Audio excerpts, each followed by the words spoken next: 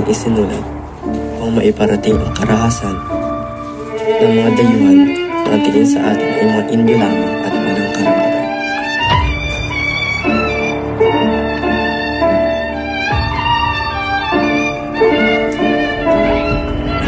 Kanso Matamas.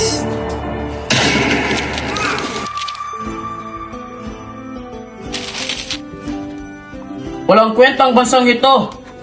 Mga bisit na Indio. Ikalma mo, padre. Mga ginoo at binibini, nais kong ipakilala sa inyong lahat ang anak na nasira kong kaibigan na si Crisostomo Ibarra. Magandang tanghali sa inyo. Magandang tanghali din sa iyo, Crisostomo. Magandang tanghali sa inyo mga ginoo at binibini. Magandang hapon mga binibini. Magandang hapon din sa iyo, Crisostomo. Dapat hindi na lang ako pumunta dito. Aksya lang ito ng oras ko para lang sa isang Indio. Anong sinabi mo?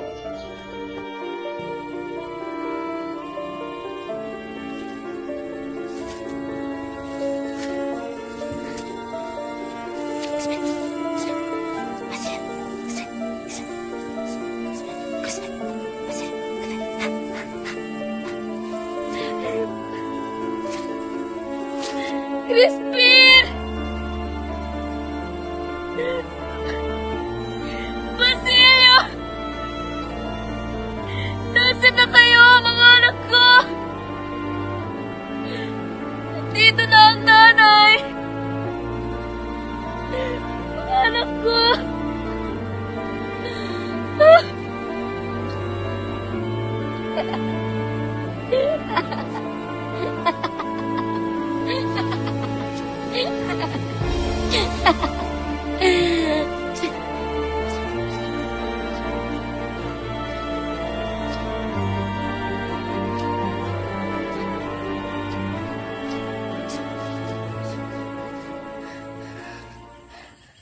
Crispin!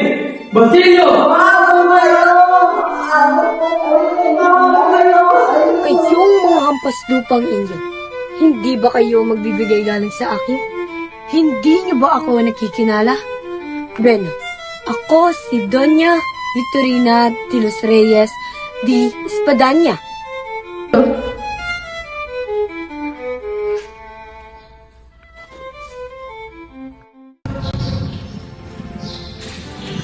Oh, anong kailangan sa Ibarra? Ngalan ng Ama at Anak at ng Espiritu Santo. Amen. Ha ha ha. Mga Indio, wala kayong karapatang napastangarin ng aking pangalan. Ako ang kuro paroko ng San Diego, kaya ako ang nararapat na galangin ninyong lahat. Huwag niyong kalilimutan ang aking kapangyarihan, abat hindi kayo naniniwala. Ikilastima! Magandang hapon mga binibini. Magandang hapon din sa iyo, Crisostomo. Magkita-kita na lang tayo muli, Maria Clara. Paalam na. Clara, pamanin sa aking late pagdating. Alam mo talaga kung paano kunilang puso ko, Crisostomo. Swerte nga ako at nagkasundo tayo na akong magugulang para ikasal eh. Kung hindi na ako makakita ng buhay katulad mo. Napakatanis talaga ng bilang, Crisostomo. Isa ng magandang obra ng Diyos aking sinisinta. Bakit pa ako maghahanap ng iba? Sinungaling.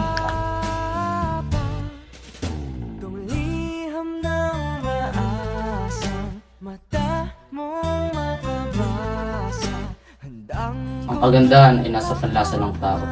Mula sa aking puso, sinabi ko sa iyo na ikaw lamang.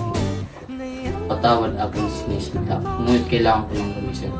Bukas ay Todos Los Santos, kaya't kailangan ko punta ng mga tao.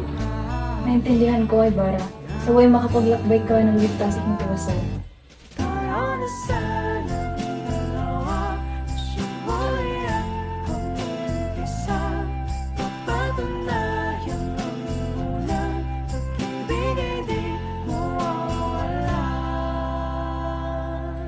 Paalam, aking minamahal.